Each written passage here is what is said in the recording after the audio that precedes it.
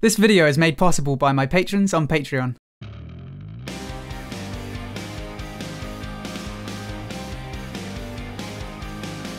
Hello everyone, my name is Ziamaro and welcome to Battlerite Sage. Today's video was inspired by one of my patrons, Battlerite. He had a lot of really great questions about 3v3 and tournament play, so I'm going to do my best to cover as much as possible. Before I start, one of the questions that he asked was, what's the difference between regular 3v3 and tournament play? In my experience, the biggest difference is how seriously people take it. In regular 3v3, you might come up against high-level players and find yourself beating them. But the reason for that is because they might be trying something new out or just generally screwing around because they probably don't care all that much about their rank. But when it comes to tournament play or even scrims, people usually bring their A game. So yeah, the biggest difference is just how seriously people take it. So with that out of the way, let's move on to the rest of the video. So first off, how exactly do you put a team together? This is obviously the first step that you need to tackle, and there are a few ways that you can put a team together. My first recommendation is to be sociable and proactive. It's a common complaint in a lot of games that finding a team is tough. And here's the funny thing.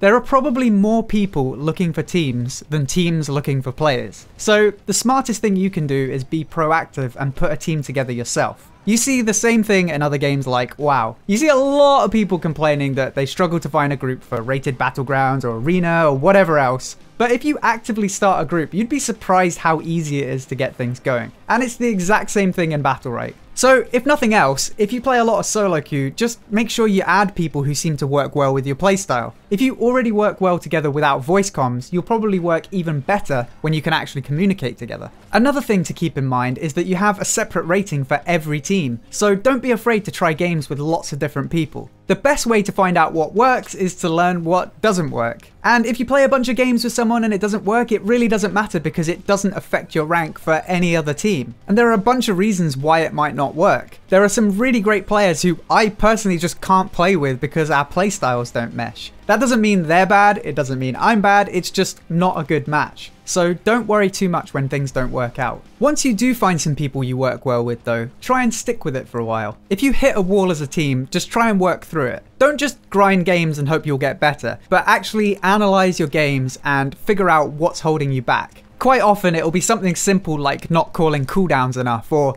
not capitalizing on an opportunity when you do call cooldowns. And that takes me to my next point, shot calling. Quite often, the focus target should be obvious. Let's say Rook has no counter and no right click. If your team calls that out, it should go without saying that Rook should be focused until his cooldowns come back. But what if the Rook has nothing and neither does Xander? Then who do you focus? This is something that can come up quite a lot in the middle of a game, and it's actually an issue my team had during the BPL qualifiers. We were against a Lucy, Ivor, Esmo combo. Essentially, the Esmo was playing hyper-aggressive and being kept alive by Ivor and Lucy's shields. There was a moment in one of the rounds where the Esmo double-spaced into our back line and then got double-shielded by the Ivor and Lucy. After the shields wore off, we ended up splitting our focus between Lucy and Esmo. Esmo had nothing, so he was a good target, but Lucy had no shield and she was also a viable target. We made two contradicting calls and honestly, if we focused either, it probably could have worked out. We could have focused Lucy and forced out her role,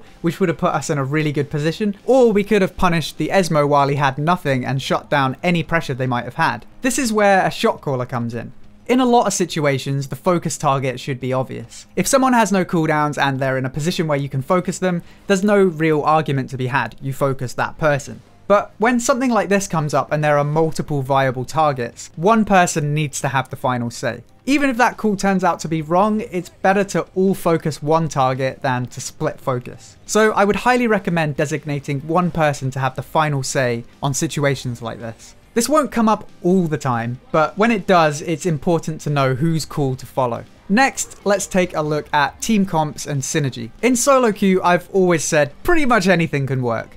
Triple ranged, triple melee, no support, two supports, I don't really think it matters. Or at least you can often win with a bad comp anyway. If you're playing one of your best champions and everyone else on your team is, you can probably make it work and you can continue to climb. In 3v3, it's a totally different story. You can definitely climb to a certain point by playing a bad comp, but you will hit a wall at some point that can only be overcome by playing a better comp. Battlerite asked if you should prioritize team comp or comfort picks. and honestly, both are top priority. You should have a good team comp and be playing something you're comfortable with. If you literally can't make a good team comp out of your team's comfort picks, you should find new teammates who can play champs who work well with what you play. For example, if you're a Freya one-trick and you team up with a Paloma one-trick, you're gonna have a bad time. And I actually learned Xander for that exact reason. I literally can't make Paloma work with Freya. It's just a really bad matchup. So what makes a good team comp then? Well, maybe it's just me, but I always feel like the team comp revolves around the melee pick to some extent. If you have a high sustain melee champion like Freya, you want champions who can work well with that. Xander, for example, has great mobility and he can both increase damage done with Arcane Catalyst and reduce damage taken with Heart. So that works really well with Freya's strengths. As for ranged champions, you want someone who can apply a lot of sustained pressure with the Freya. For that reason, Esmo is quite a common champion to see alongside Freya. If, on the other hand, you have a setup heavy melee champion like Bako or Croak, you're looking for slightly different qualities in a team comp. Ideally, you could have a ranged champion who can take advantage of an in-cap with burst damage. Ashka and Jade, for example, work really well with in-cap comps. Bako in particular is a champion I really like to play with as Paloma. It allows Bako to go for big in-caps while still being able to get out if it fails thanks to Paloma's other side. You could also build around the support if you like.